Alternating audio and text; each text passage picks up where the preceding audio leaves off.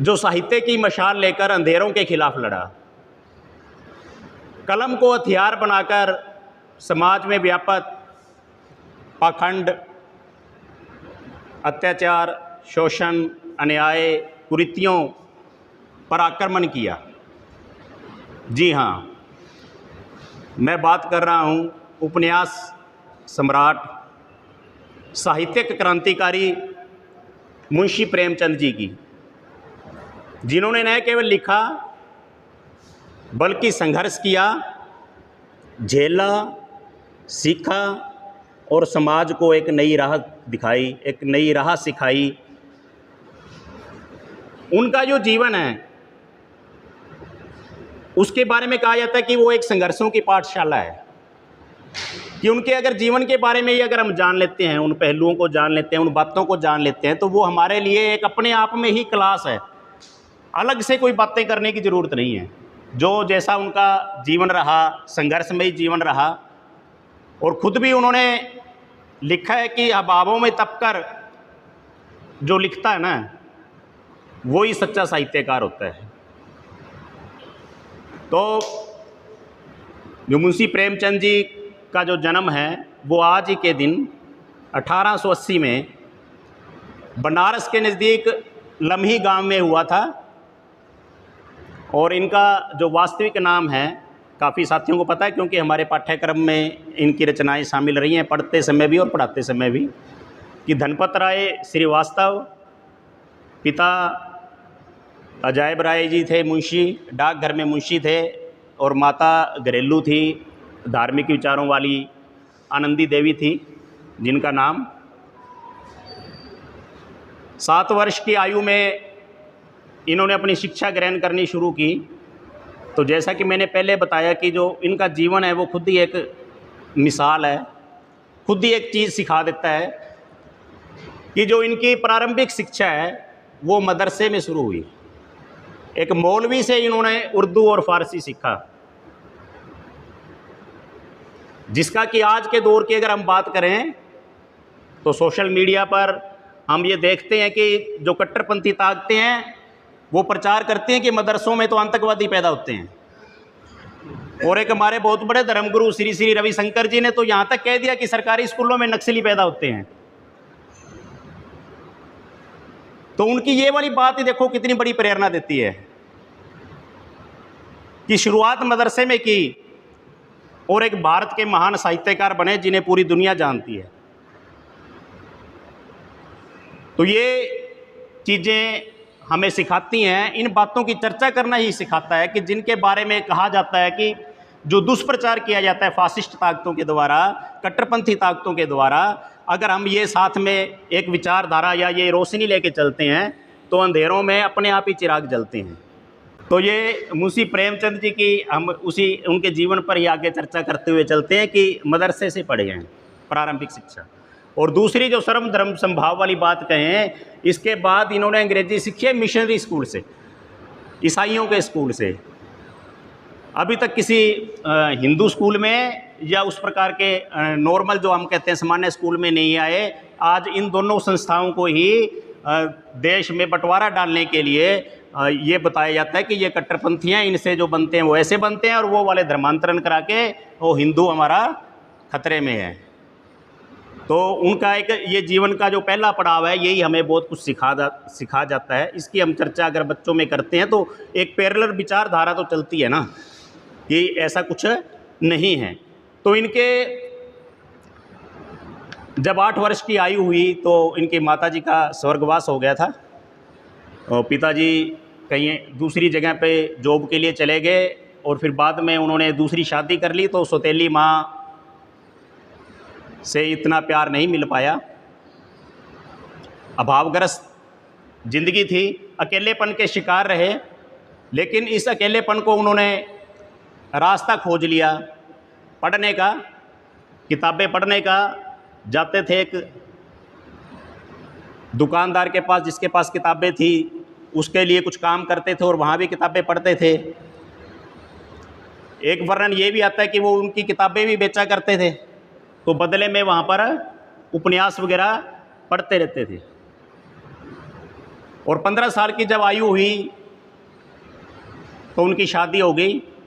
इनके जो step grandfather थे, सौतेले नाना, उन्होंने करवाया था रिश्ता कि एक बड़े जमींदार की अमीर घर की लड़की के साथ शादी होगी, जो उनसे उम्र में भी बड़ी थी। और थोड़ा इन्होंने खुद भी कई जगह उसका वर्णन किया है कि झगड़ालू किस्म की थी, और आपकी सास के साथ, मतलब जो धनपत राय श्रीवास्तव जी की माँ थी, उनके साथ में उसकी बनती नहीं थी, तो घर में क्लेश वाला ही वातावरण रहता था। उसके बाद में ये इन्होंने क्वींस कॉलेज में अपनी पढ़ाई शुरू की है। वहाँ पर ये जब 9वीं में ही थे तो तब इनके जो शादी हुई थी, और 1897 में जब मतलब ये 17 साल के थे, इनके पिता की भी मृत्यु हो गई। इसलिए 10वीं की जो इन्होंने पढ़ाई है वो बड़ी मुश्किल से की और सेकंड डिवीज़न में ही पास हुए। तो ये जो अभावग्रस्त ज़िंदगी है ये बच्चों को भी हमें बताने वाली है, क्योंकि हमारे जो सरकारी स्कूलों में जो बच्चे आते हैं वो ज़्यादातर ऐसे अभावग्रस्त परिवारों से आते हैं, और वो अक्सर ये बहाना बना देते हैं कि ये हमारे घर में कुछ ऐसा नहीं है, हम पढ़ नहीं सकते या कुछ ऐसा काम नहीं कर सकते, पढ़ाई जारी नहीं रख सकते। तो उन्होंने अपनी पढ़ाई जारी रखी है, लेकिन 10वीं के बाद जब इनको सेकंड डिवीज़न में पास हुए थे तो वो फीस कंसेशन थी जो वो मिलनी बंद हो गई, तो इसलिए फिर ये वहाँ से हट गए। 1899 में इन्होंने क्या किया है कि ये एक वकील के घर पर उनके बेटे को ट्यूशन पढ़ाते थे, और उसके जो अस्तबल है 5 रुपये मासिक उनकी जो फीस लेते थे, उससे 3 रुपये घर भेजते थे, 2 रुपये में खुद का गुजारा करते थे। और जो उनके घोड़ों के ऊपर कोई कच्ची कोठरी बनी थी वहाँ रह रहे थे, तो उसमें गुजारा मुश्किल से चलता था। वहाँ पर ये अपनी एक जो किताबें इन्होंने इकट्ठी कर रखी थी उसमें से एक किताब बेचने के लिए गए थे किसी किताबों की दुकान पर, तो वहाँ इनको एक हेडमास्टर मिले मिशनरी स्कूल के। तो उन्होंने जब इनकी मेहनत और इनके बारे में चर्चा सुनी, इनसे बातचीत की, तो एक अपने स्कूल था जो जिसके वो हेडमास्टर थे, वहाँ पर इनको 18 रुपये महीना नौकरी पे रख लिया, और वहीं से ये यूँ समझ लो कि एक अध्यापक बन गए और शिक्षा के साथ जुड़ गए। 1900 में इनको सरकारी सहायक अध्यापक की नौकरी मिल गई 20 रुपये महीना वेतन में। वहाँ इन्होंने कई जगह अपनी जॉब की है, पहले बहराइच में बताते हैं, फिर कुछ समय बाद प्रतापगढ़ में तबादला हो गया, और वहाँ भी जो अधिकारी थे उसके घर रहते थे, बदले में उसके बेटे को ट्यूशन वगैरह पढ़ाते थे। यहीं से जब वो उपन्यास उन्होंने जो पढ़े थे, तो पहला उपन्यास आता है इनका असरार ए आबिद, उर्दू में लिखा था इन्होंने। उर्दू और फारसी पर पकड़ थी तो उर्दू में लिखा था, जिसका अर्थ बनता है हिंदी में देवस्थान रहस्य। अब ये देखिए कि इन्होंने समाज को कितना बारीकी से देखा था कि जो पहला इनका उपन्यास आया है उसमें इन्होंने मंदिर के जो पुजारी हैं ना, उनकी धज्जियां उधेड़ के रख दी हैं। जो भ्रष्टाचार मंदिरों में है उसके बारे में एक्सप्लोर किया है उस उपन्यास में, और पुजारियों के द्वारा जो गरीब महिलाओं का यौन शोषण किया जाता है, ऐसी ऐसी बातें, ऐसी ऐसी घटनाएं उनके इस पहले उपन्यास में जिक्र हुआ है इनका। तो बनारस की जो उर्दू साप्ताहिक पत्रिका थी, एक अखबार कह लें, आवाज़ ए खलक में ये धारावाहिक रूप से प्रकाशित हुआ था 1903 से लेकर 1905 तक। उसके बाद में ये प्रतापगढ़ से इलाहाबाद की ट्रेनिंग के लिए गए, और फिर 1905 में इनकी कानपुर में ही पोस्टिंग हो गई, और 1905 से 1909 तक ये वहाँ पर रहे हैं। वहाँ ये एक पत्रिका है ज़माना, उर्दू की पत्रिका थी, उसके जो संपादक थे मुंशी दयाराम निगम, इनसे मिले हैं, और यहीं पर उनकी एक और जो वो कहानियाँ हैं वो प्रकाशित होने लगी।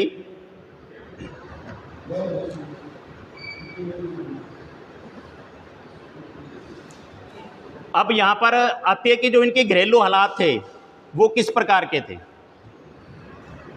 गर्मी की छुट्टियों में जब घर आए हैं तो घर में इनको माहौल ठीक नहीं लगा लिखने लिखाने का।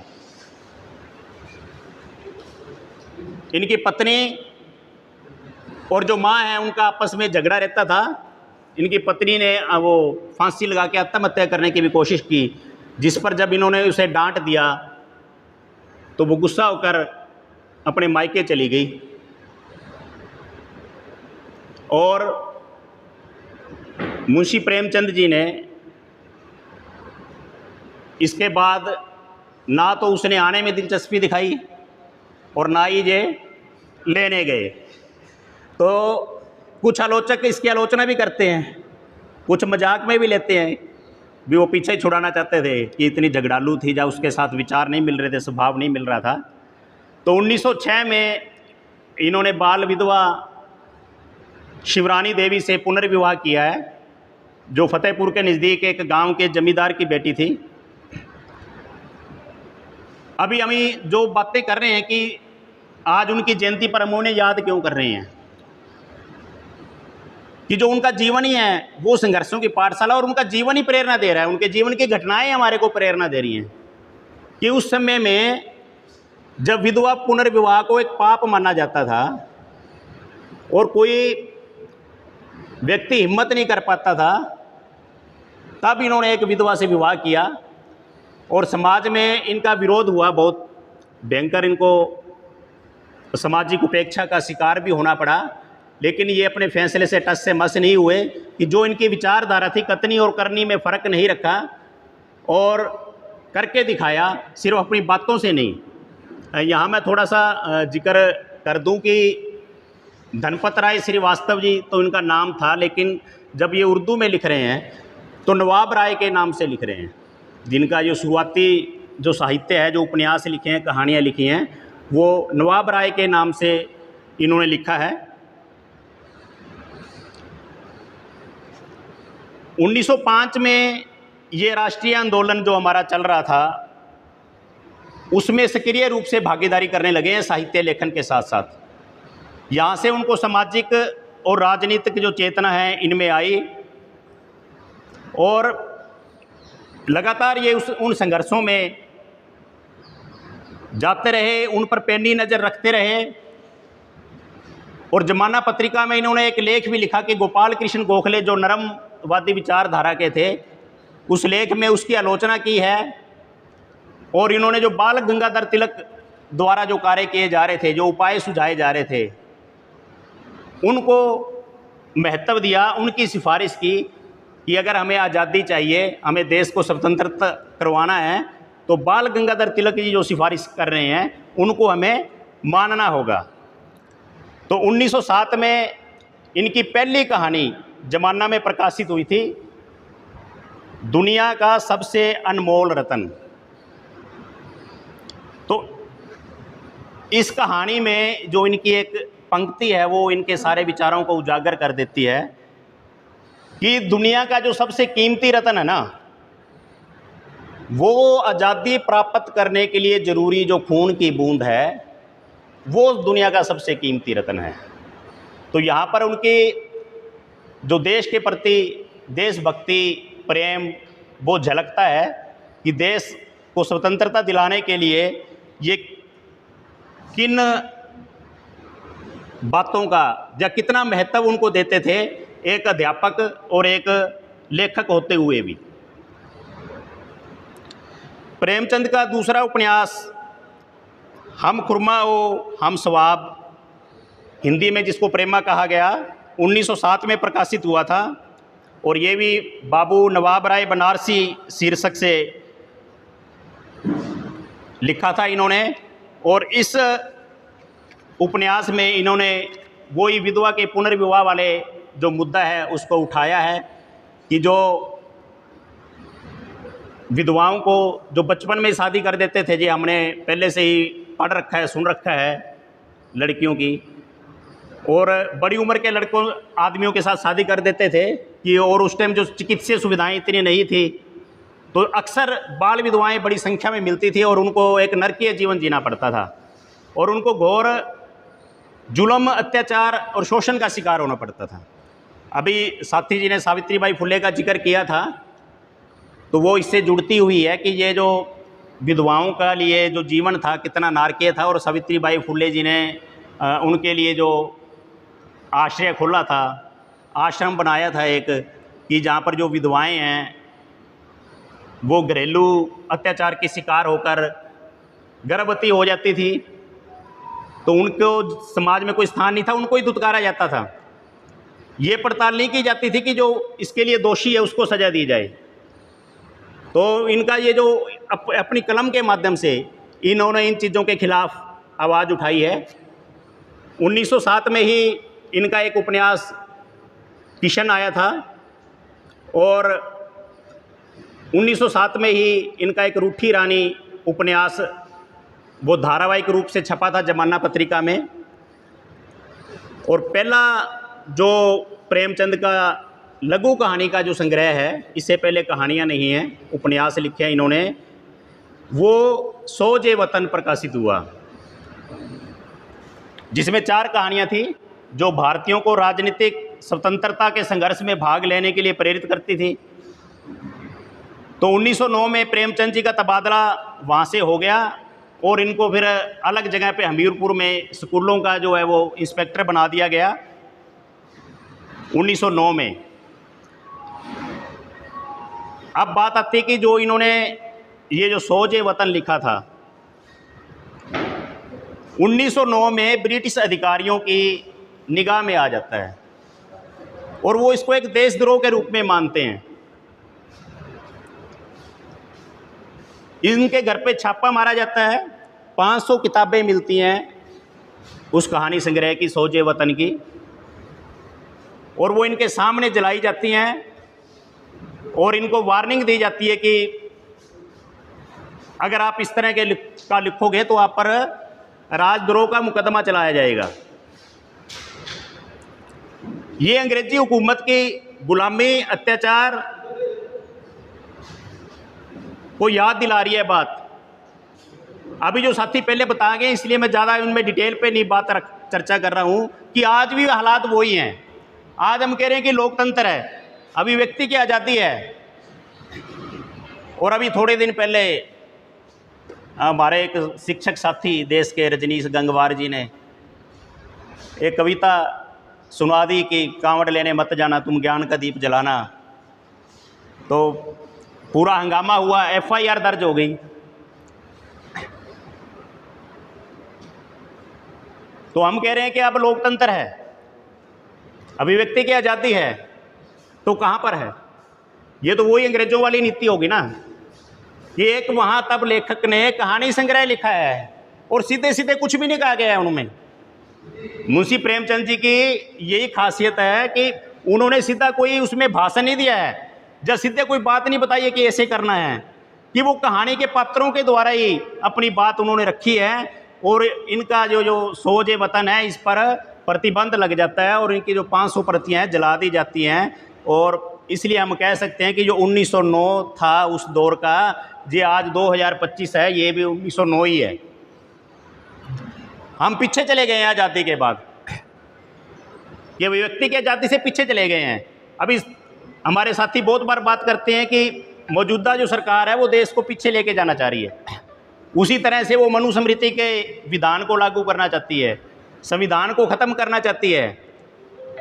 लेकिन ये जो कांवड़ वाली कविता वाली बात है ना, मुझे लगता है कि ये हमें एक संकेत दे रही है कि 1909 में तो पहुंच गए हैं।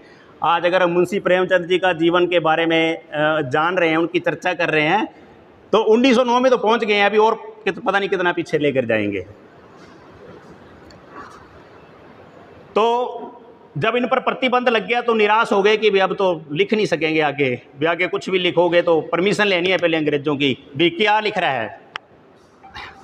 तो जो जिनका मैंने पहले जिक्र किया था, निगम जी का, मुंशी दयाराम निगम जी का, उन्होंने फिर कह दिया भी यार रास्ता निकाला एक। तो ये एक चीज़ और सिखा रहे हैं हमारे को कि हम संघर्ष करना बंद नहीं कर सकते, छोड़ नहीं सकते। जो ये रास्ते निकाल रहे हैं कि इनका सारा जीवन ही हमें सिखा रहा है, इसीलिए मैं इनकी चर्चा कर रहा हूँ। हर मोड़ मोड़ पे हर बात सिखा रही है कि छोड़ देते भाई यार, अब तो ये तो वो पकड़ लेंगे। उन्होंने फिर कहा भी नवाब राय नाम लिखना जरूरी है, गे प्रेमचंद नाम रख ले। तो यहाँ इनका प्रेमचंद नाम रखा गया है, प्रेमचंद। अब बात आ गई कि मुंशी कैसे लग गया। फिर नवाब राय से फिर उन्होंने कहा कि आप प्रेमचंद नाम रखो और उससे उसके द्वारा आप उसमें लिखो। तो 1909 में इन्होंने फिर हंस पत्रिका का संपादन शुरू किया, एक मैगजीन निकाली कन्हैयालाल मुंशी के साथ मिलकर। तो जब वो मैगजीन निकालते थे तो जो उसकी क्रेडिट लाइन है वहाँ पर मुंशी कोमा प्रेमचंद ऐसा लिखते थे, और लोग फिर इनको मुंशी प्रेमचंद के नाम से जानने लगे। और उसके बाद इन्होंने जो हिंदी में लिखा है 1914 में फिर ये हिंदी में लिखने लग गए, और 1915 में इनकी पहली जो हिंदी कहानी है वो सोतन जिसको कहते हैं सोत के नाम से प्रकाशित हुई थी। और 1916 में इनकी प्रमोशन भी हो जाती है, ये गोरखपुर चले जाते हैं, वो हाई स्कूल के असिस्टेंट मास्टर बन गए। वहाँ पर भी इन्होंने पुस्तक विक्रेता से उपन्यास उधार लेकर बहुत सारे उपन्यास पढ़े हैं और बहुत से कार्यों का अनुवाद भी किया, हिंदी में अनुवाद किया है। 1919 तक लगभग 100 पेजों वाले इनके 4 उपन्यास प्रकाशित हो गए थे, लेकिन इतनी प्रसिद्धि उसमें नहीं मिली थी। तो पहला जो इनका प्रमुख उपन्यास है वो सेवा सदन, वो हिंदी में प्रकाशित हुआ था, जिसको उर्दू में बाजार हुसन लिखा गया था। जो एक गृहिणी को, एक घरेलू औरत की कहानी है कि जो उसे अपने पति से प्रेम नहीं मिलता है, तो उसे लगता है कि, और उसके घर के सामने कोई वो रह रही है, वेश्या रह रही है, तो उसको लगता है कि मुझ में और उसमें कोई फ़र्क नहीं है ज़्यादा, कि प्रेम तो है नहीं यहाँ, मेरे को यहाँ घर के काम भी करने पड़ रहे हैं और अपने उनकी भूख भी शांत करनी पड़ रही है, कि वो पैसों के बदले में कर रही है। तो वो इस चीज़ को छोड़ देती है, घर को छोड़ देती है, और जो वेश्याओं की बेटियां हैं, जो लड़कियां हुई हैं उनको, कि वो उस धंधे में ना चली जाएं, तो उनके लिए एक आश्रम खोलती है, उनकी शिक्षा का प्रबंध करती है। तो ये कहानी प्रेमचंद जी ने सेवा सदन में लिखी और ये बहुत फेमस भी हुआ कि एक समाज की जो समस्या है उसका उन्होंने उसमें सुलझाव भी बताया है, कि उपाय भी बताया है, उसको उन बुराइयों को दूर करने का तरीका भी बताया है कहानी के माध्यम से। तो 1919 में ही प्रेमचंद जी इलाहाबाद यूनिवर्सिटी से बीए की डिग्री प्राप्त करते हैं और 1921 में उप निरीक्षक के पद पर तैनात हो जाते हैं स्कूलों में इंस्पेक्टर के रूप में। और 1921 की जो गोरखपुर में एक बैठक थी जिसमें महात्मा गांधी आए थे और असहयोग आंदोलन उस टाइम पर चल रहा था, 1920 में जो शुरू हुआ था, तो महात्मा गांधी जी ने कहा था कि सरकारी नौकरियों से त्यागपत्र देना भी स्वतंत्रता संग्राम में भाग लेने के बराबर है। तो अब यहाँ पर मुंशी प्रेमचंद जी की हालत ऐसी, आर्थिक अभाव है, एक नौकरी एकमात्र सहारा है और स्वास्थ्य भी खराब रहता है। तो अपनी पत्नी शिवरानी से जब बात करते हैं कि ये मैं अगर नौकरी कर रहा हूँ तो अंग्रेज़ों की गुलामी कर रहा हूँ और सब असहयोग आंदोलन में महात्मा गांधी जी ने के साथ मैं सहयोग नहीं कर पा रहा, तो शिवरानी जी ने कहा था कि मैं अपने गहने बेच देती हूँ, चल छोड़ दो आप नौकरी। तो उन्होंने कहा था कि अगर गहने बेचकर आत्मा बचती हो तो ऐसी आत्मा नहीं चाहिए मुझे, कि मैं अपना इसी तरह जीवन यापन करूँगा। और यहाँ एक सबसे बड़े बलिदान की बात उनकी दिखती है कि वो असहयोग आंदोलन में भाग लेने के लिए इतने अभावों के बावजूद सोच समझकर, आवेश में लिया वो नहीं कहेंगे। यहाँ पर इस बात का मैं उल्लेख इसलिए कर रहा हूँ, इसको लंबा तब कर रहा हूँ कि 5 दिन तक सोचा है उन्होंने और फिर उन्होंने कह दिया कि नहीं, मैं देश के साथ हूँ, और उन्होंने नौकरी छोड़ दी है। वहाँ से वो वापस बनारस आ गए हैं और अपना सारा ध्यान फिर उन्होंने अपने साहित्यिक जीवन पर लगा दिया, कि वहाँ पर लिखना लिखाना ज़्यादा शुरू कर दिया है। और उसी टाइम पर जो इनकी श्रेष्ठ कलाकृतियाँ हैं, जो रचनाएं हैं, वो हमारे बीच आई हैं कि 1922 में एक इन्होंने प्रेमाश्रम लिखा है, 1923 में इन्होंने सरस्वती प्रेस प्रिंटिंग प्रेस लगा ली और एक अपना प्रकाशन गृह भी स्थापित किया है, 1924 में रंगभूमि प्रकाशित करवाई है, और 1925 में जो इनका सबसे छोटा उपन्यास माना जाता है निर्मला, वो धारावाहिक रूप से चांद पत्रिका में प्रकाशित हुआ। 1925 में लिख दिया था इन्होंने, नवंबर 25 से नवंबर 26 तक। तो जो निर्मला उपन्यास है, ये महिलाओं के बेमेल विवाह, समाज में जो एक उस टाइम पर जो कुरीति थी या बुराई थी कि छोटी उम्र की लड़कियों का बड़ी उम्र के बूढ़ों के साथ भी शादी कर देते थे, और उनकी इच्छाएं और भावनाएं किस प्रकार दमित होती थी और किस प्रकार उन पर भावनात्मक और मानसिक उनका शोषण और अत्याचार था। तो ये अपने उपन्यास के माध्यम से उन्होंने बखूबी इसको सामने लाया पाठकों के। 1927 में प्रतिज्ञा उपन्यास आया इनका। 1928 में गबन आया है। मुंशी प्रेमचंद जी को कई जो साहित्यकार आलोचक है ना, उन्होंने कहा है कि वो विषय वक्ता थे, कि जो बातें उन्होंने कह दी ना, वो लंबे भविष्य में भी वो बातें दिख रही हैं, मतलब जो कहानियों में दर्शा दिया। तो इनका जो गबन है ना, वो एक लगभग वैसा ही है कि मध्यम वर्ग की जो आज हम बात कर रहे हैं, हमारे साथी सुबह भी बात कर रहे थे कि आते उसमें नहीं है, लालच आ गया है, सारा स्वार्थ आ गया है, ऐसी वाली बातें कर रहे हैं। और हम ये BODO दफ्तर के क्लर्कों की बात कर लेते हैं सीधा सीधा तौर पर कि वो भ्रष्टाचार आ गया है, क्या आ गया है।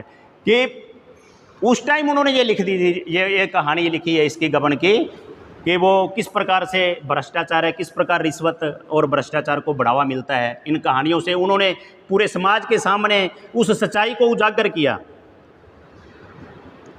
1930 में हंस पत्रिका का प्रकाशन कर रहे थे साप्ताहिक रूप से,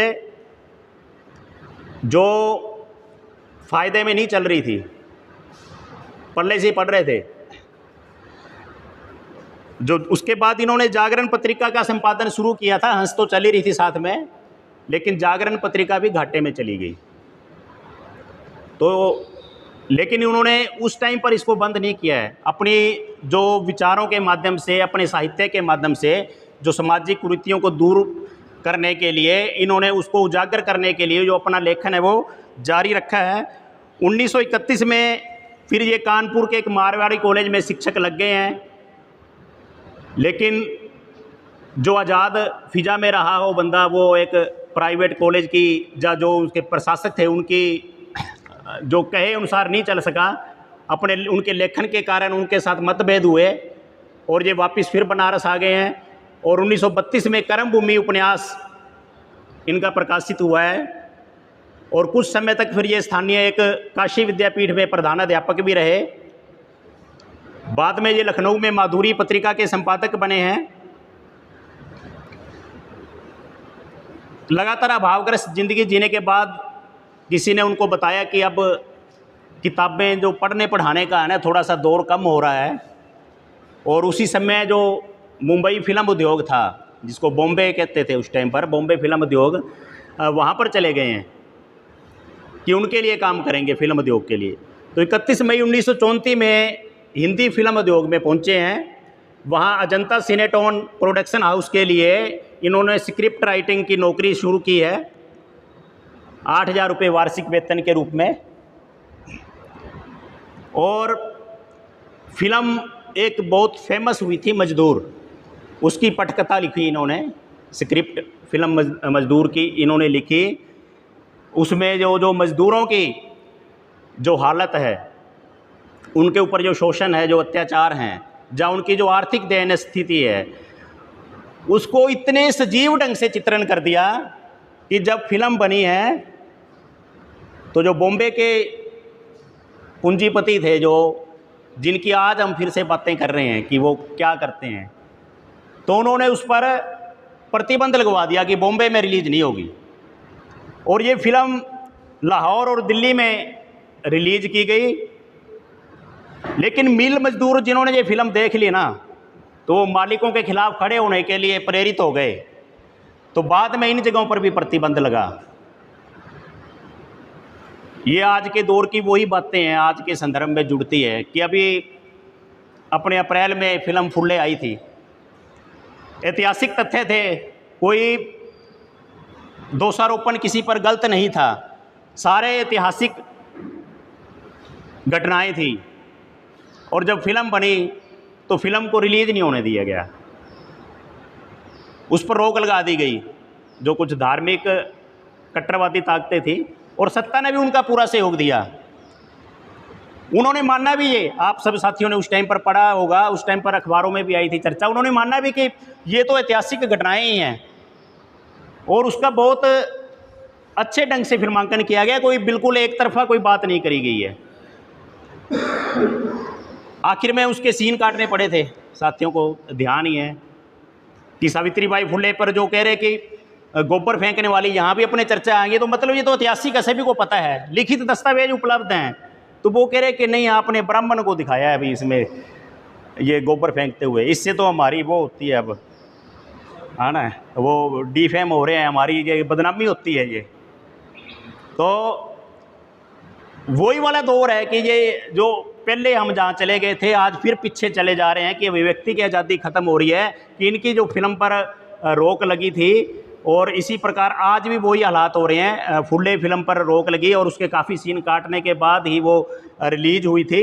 और यहाँ पर एक थोड़ी सी रोचक विडंबना मैं आपको बता देना चाहता हूँ कि ये जो मजदूर फिल्म बनी, और जो मील मजदूर थे उनमें एक प्रेरणा आई और उन्होंने अपने अधिकार मांगे, कई जगह हड़तालें हुई थी। अब उसका असर क्या हुआ कि जो इनकी सरस्वती प्रेस घाटे में चल रही थी ना, वहाँ के कर्मियों को वेतन नहीं मिला था, उन्होंने भी हड़ताल कर दी वहाँ पर।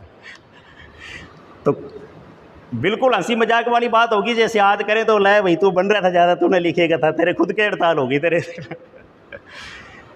तो इनको फिर वो अपनी पत्रिका है वो भारी कर्ज में डूबी हुई थी, और जागरण पत्रिका का प्रकाशन तो फिर इनको बंद करना पड़ा, सरस्वती प्रेस से जो होती थी।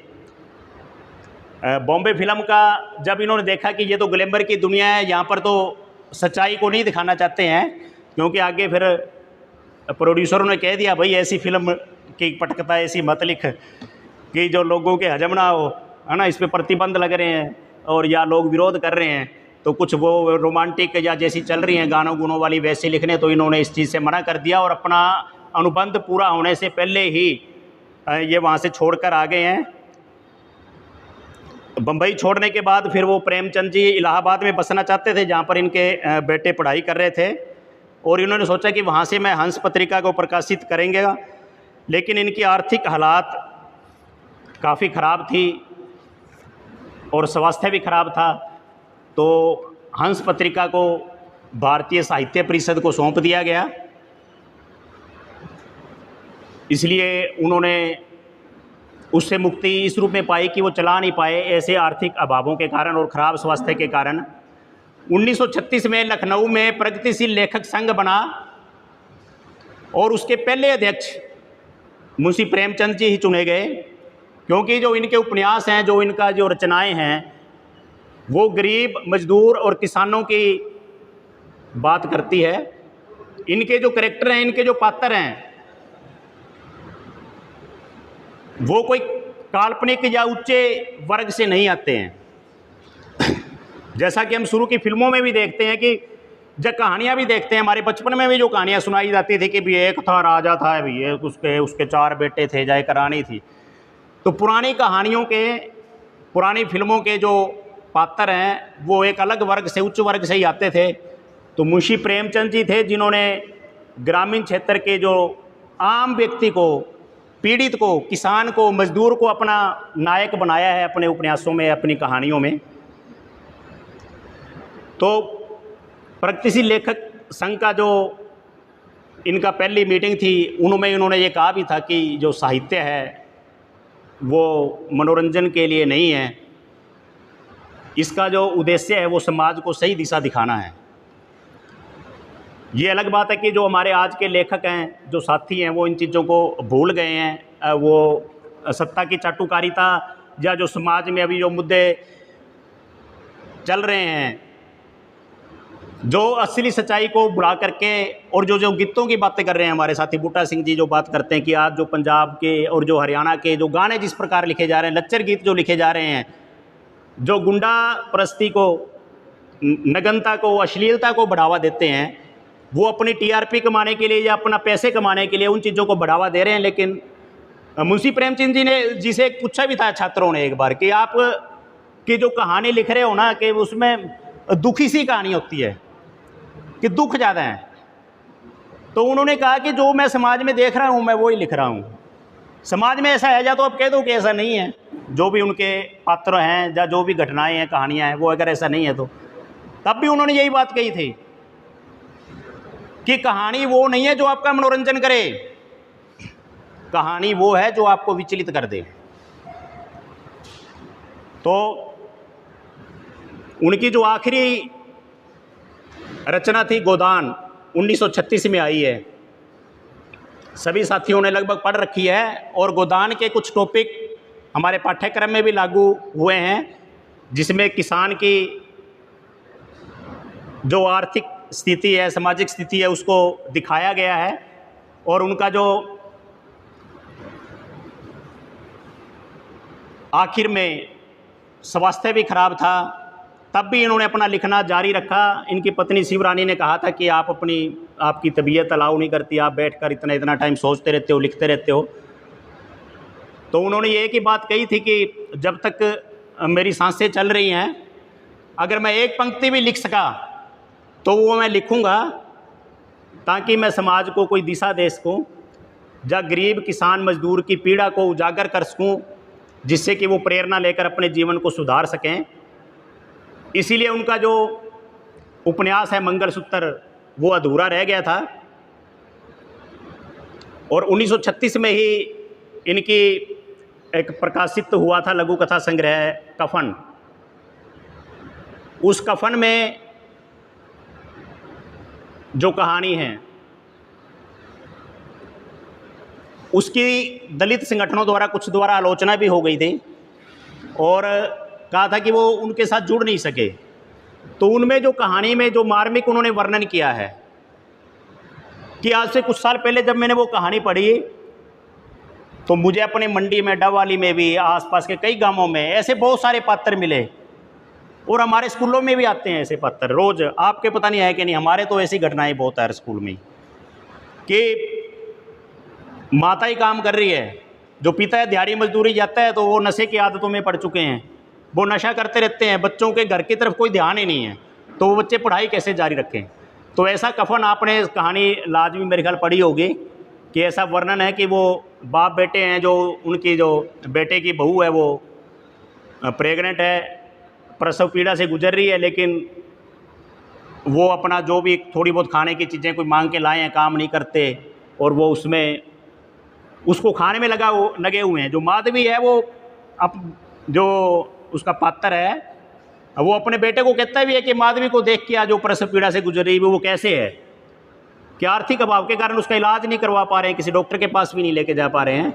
तो वो कह रहा है कि नहीं, कि ऐसे कुछ चीज़ें इस तरीके से उन्होंने चित्रण किया है बहुत बढ़िया, कि नहीं तुम मेरे आलू खा जाएगा, मैं अंदर झोंपड़ी में वो लेटी हुए देखने नहीं जाता, और वो वहीं सो जाते हैं, और सुबह को उसकी मौत हो जाती है उसकी, तो रोने चिल्लाने लग जाते हैं लोग, अड़ोसी पड़ोसी आते हैं, तो कहते हैं अभी अब इसका चलो अंतिम संस्कार तो करना पड़ेगा। तो बाप बेटे दोनों फिर वो जमींदार साहूकार हैं उनके दरवाजे जाते हैं, कई घरों से पैसे इकट्ठे करके 5 रुपये इकट्ठे तो कर लेते हैं कफन के लिए, लेकिन जब 5 रुपये हाथ में आते हैं ना, फिर सामने वो हमारे अब साथी जी चले गए हैं कि पिंड से ठेके 4 खुल गए हैं ना, स्कूल बंद हो गया, बापू मेरा हो गया स्कूल बंद में, तो वो ठेका जल्दी दिख जाता है उनको कफन की दुकान से पहले, वो ठेके से दारू लेते हैं और वहाँ अपने दारू पी के खाने पीने में मस्त हो जाते हैं।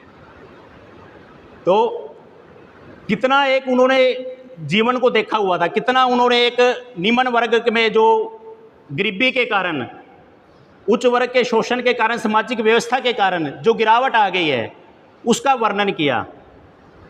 इसी प्रकार उनकी जो कहानी सदगति है,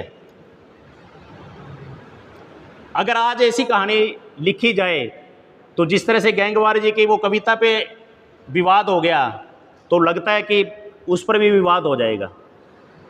उसमें भी कि धार्मिक पखंडों पर चोट की है जो, तो एक हमारे पास एक माध्यम मिलता है मुंशी प्रेमचंद जी, कि जिनके साहित्य के द्वारा, जिनकी कहानियों के द्वारा, जिनके उपन्यासों के द्वारा हम अपनी बात को आज भी समाज में रख सकते हैं। जब हम देख रहे हैं कि अभिव्यक्ति की आज़ादी पर इतने खतरे हैं, हम अपनी तरफ से कोई बात कहते हैं तो उस पर कोई ना कोई विरोध हो जाता है, या कोई ना कोई उसके ऊपर FIR कर दी, या कुछ और ऐसी सरकारी दमन हो जाता है। बहुत सी ऐसी बातें हमारे सामने अभी आई हैं पिछले दिनों में कि राजस्थान के वो टीचर ने अपनी कोई फेसबुक पे या कुछ लगा दिया ऐसा मोदी के खिलाफ, तो उसको सस्पेंड कर दिया।